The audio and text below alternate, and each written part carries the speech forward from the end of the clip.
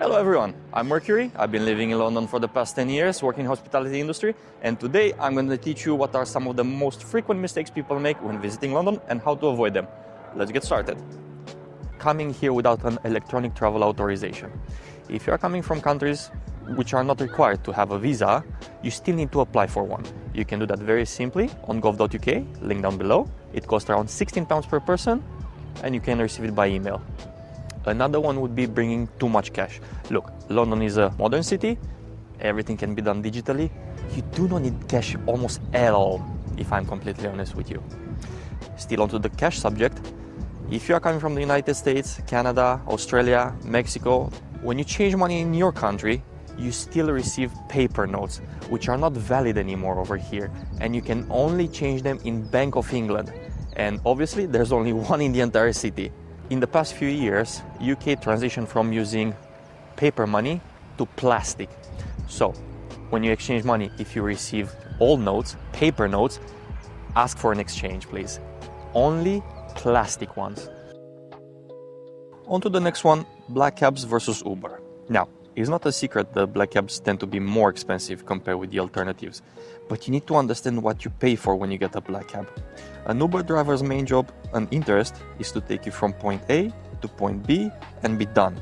A black cab, on the other hand, it's a driver and an entertainer, a travel guide. It's someone who knows London like it's his home. He can act as a tourist guide, he can suggest you some of the best spots you will otherwise never know about.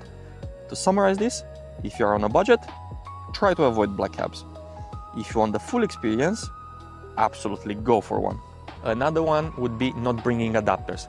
UK sockets are different from European ones, American ones, etc. So you will need one. Yes, you can purchase one from the big supermarkets around your hotel. Some of them will be able to provide you with one.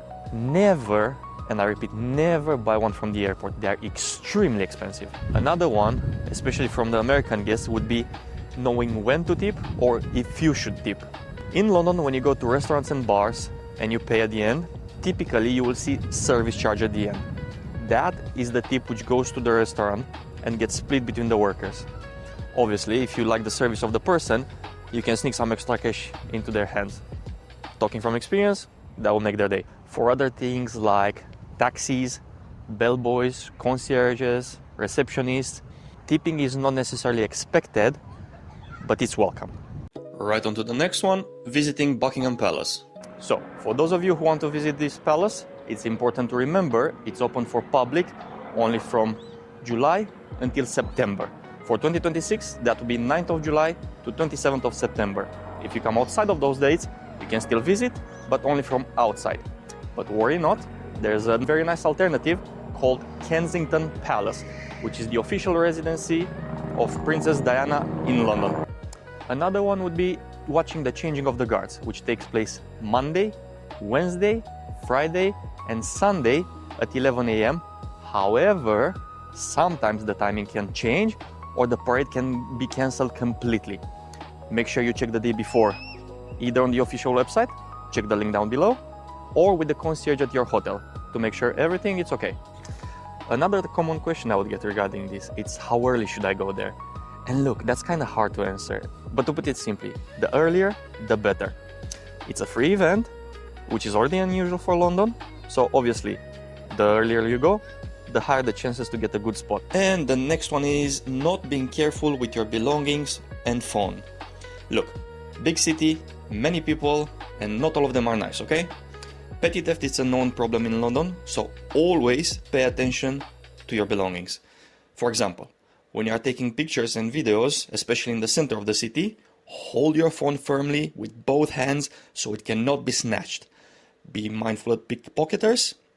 When you are sitting in the restaurant or even in hotel lobbies, always pay attention to your surroundings and your valuables. Another common mistake is people coming to see the Big Ben but not knowing they can actually go inside.